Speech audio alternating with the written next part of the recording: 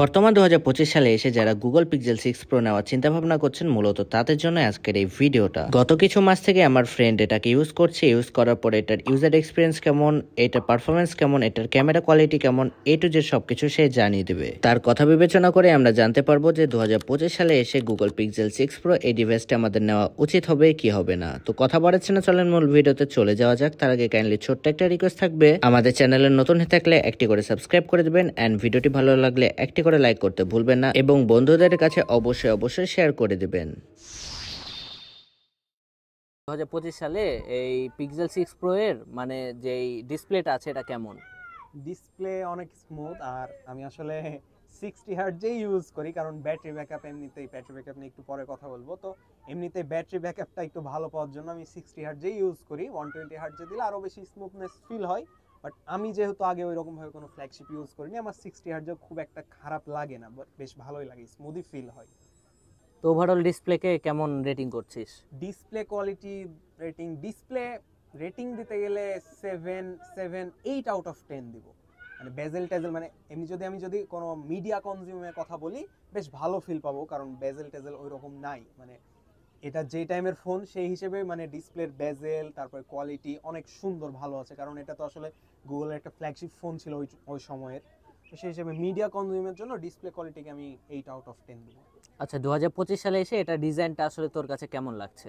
Design সত্যি কথা বলতে গ্লাসের জন্য যদি ইনহ্যান্ড ফিল বলি, ইনহ্যান্ড ফিল অনেক সুন্দর। ইনহ্যান্ড ফিলের জন্য আমি মানে বেশ ভালো কথা বলেছি, ইনহ্যান্ড ফিল অবশ্যই প্রিমিয়াম লাগবে। জাস্ট ডিজাইনের মধ্যে এখন যেমন পিক্সেল ফোনগুলোতে যে ক্যামেরার এইটাকে হচ্ছে মেটালের মধ্যে করে দেয়, যে মেটালের মধ্যে দেয় এই জায়গাটা, তো এগুলো আসলে এই মানে 6 প্রোতে এগুলো আসলে প্লাস্টিক, তো স্ক্র্যাচ পড়ে, যে দেখা যাচ্ছে যে আমার ফোনটা তো কভার ইউজ করার জন্য এগুলো অনেক স্ক্র্যাচ পড়ে আছে। তো এই জিনিসটা জাস্ট একটু আউটডেটেড, বাট আমরা আসলে বাঙালিরা বেশিরভাগই যত দামি ফোনই নেই আমরা বেশিরভাগই কভার ইউজ করি। তো কভার ইউজ করলে খুব একটা খারাপ লাগে না, বেশ প্রিমিয়ামই ফিল পাওয়া যায় গ্লাসের বডির জন্য।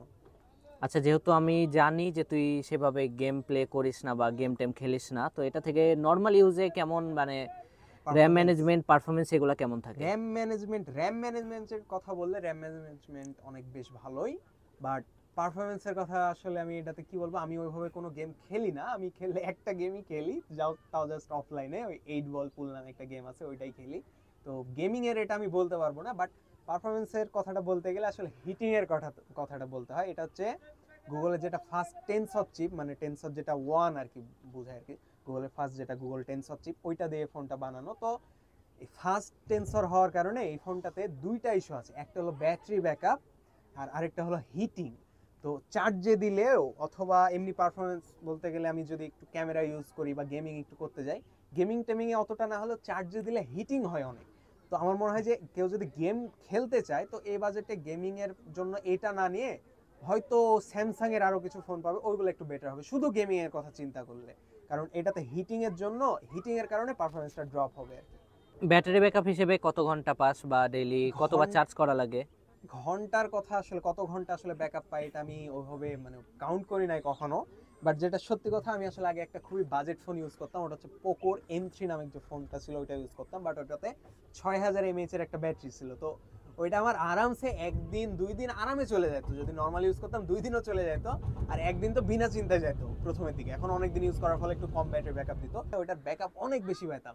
তো ওইটা থেকে যখন আমি এটাই শিফট করি, আমার মানে আগে কখনো ফ্ল্যাগশিপ ফোন ইউজ করার ওরকম ভাবে এক্সপিরিয়েন্স ছিল না, তো যেটা আমার এক্সপেকটেশন ছিল ওইটার তুলনায় আসলে সত্যি কথা বলতে এটাতে মানে ব্যাটারি ব্যাকআপ অনেক কম পেয়েছি, এখনো কম ব্যাটারি ব্যাকআপ পাচ্ছি। কারণ আর একে তো হিটিংও হয়, তো চার্জে দিতেও একটু প্যারা লাগে, মানে ব্যাটারি ব্যাকআপটা জিনিসটা এটাতে একটু প্যারা আছে এই সময়ে এসে।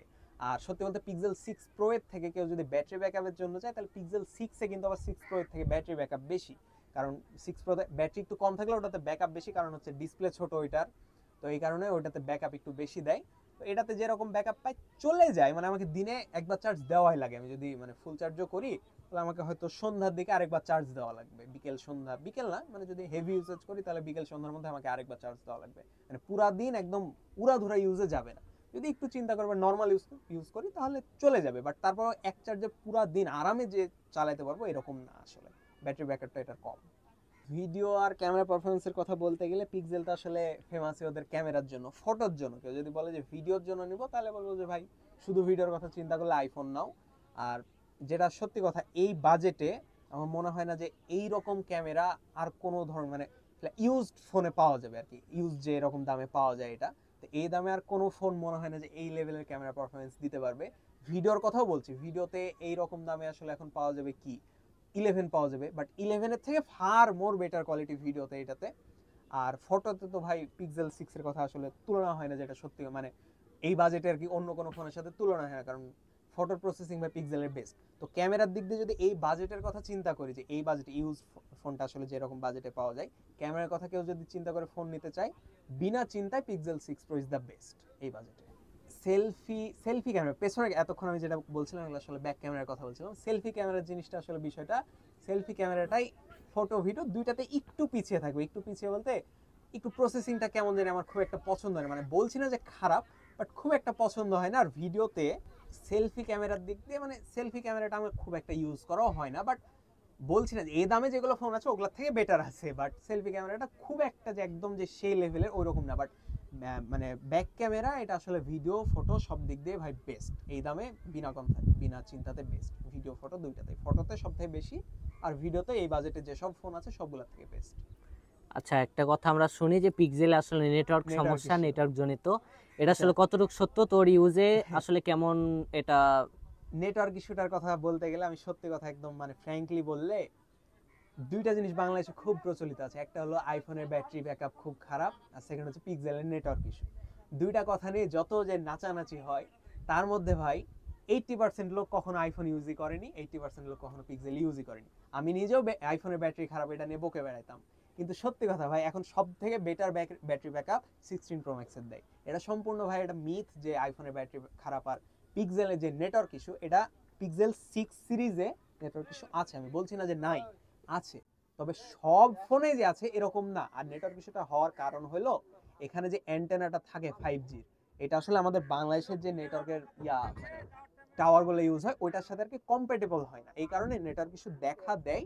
বাট সব ফোনে না, হয়তো 100টা ইউনিটের মধ্যে হয়তো 2-4টা ফোনে দেখা দিতেই পারে, বাট বেশিরভাগ ফোনেই নেটওয়ার্ক ইস্যু দেখা দেয় না। আর পিক্সেল 6 এতে মেবি পিক্সেল 6 আর 6 এতে হয়তো নেটওয়ার্ক ইস্যুটা একটু বেশি পাওয়া যায়। তো এখন যে জিনিসটা সেটা হলো যে এটার প্রাইসিং কেমন বা কেমন দিয়ে কিনেছিস, আর কত বাজেটের মধ্যে হলে এটা 2025 সালে এসে নেওয়া উচিত হবে? এটা যদি প্রিয়ন মার্কেটে নিতে চাই কেউ, তো এটার 128GB যেটা ভেরিয়েন্ট আছে, এটা হচ্ছে প্রিয়ন মার্কেটে 25 থেকে 30-এর মধ্যে আরামে পাবে। হয়তো দোকান থেকে নিতে গেলে একটু বেশি পড়বে, আর যদি কারো মানে মানুষের কাছ থেকে নিতে যায় তাহলে একটু কমের মধ্যেই পাবে। তো 25 থেকে 30-এর মধ্যে আরামসে 6 প্রো পেয়ে যাবে একজন। তো এই দামে আসলে কেউ যদি ওভারঅল মানে ক্যামেরা ট্যামেরা সব কিছু মিলাই যদি একটা ফোন নিতে চায়, আর বেশি ফোকাস থাকে ক্যামেরার দিকে, তাহলে ভাই বিনা চিন্তায় এটা নিতে পারে। 6 প্রোতে খুব একটা নেটওয়ার্ক ইস্যু এটা আসলে নাই বলতে গেলে। আর গ্রিন লাইন ইস্যু 6 প্রোতে আসলে ভাগ্যের ব্যাপার ভাই, আসতেও পারে নাও আসতে পারে। বাট 25 থেকে 30-এর মধ্যে এটা ওভারঅলে বেস্ট একটা ফোন। আর আমার ফোনটা আসলে ডিসপ্লের একটা ইস্যু ছিল, মানে ডিসপ্লেটা আসলে একবার খোলা হয়েছিল, যার কারণে ওয়াটারপ্রুফিং নাই। তো আমার ডিসপ্লেটা আসলে অরিজিনাল ডিসপ্লে লাগা আছে একটা কারণে, এটা খুলে আবার লাগানো হয়েছিল, তো এই কারণে আমার ফোনটা অনেক কমে পেয়েছি। মানে আমি পিক্সেল 6-এর দামে পেয়ে গেছিলাম, আসলে আমি পিক্সেল 6ই খুঁজছিলাম, তো ওই দামে পেয়ে যাওয়ার কারণে আমি ফোনটা কিনেছিলাম। তো আলহামদুলিল্লাহ এটা ঠিকই পারফরমেন্স দিচ্ছে, বাট বডিতে একটু স্ক্র্যাচ আছে, তো এরকম স্ক্র্যাচওয়ালা ফোন নিতে গেলে আরও একটু কমের মধ্যে পেয়ে যাবে আর কি, যেটা আর কি 30-এর মধ্যে আর কি। তো এই দামে বেস্ট একটা ফোন, বেস্ট ডিভাইস।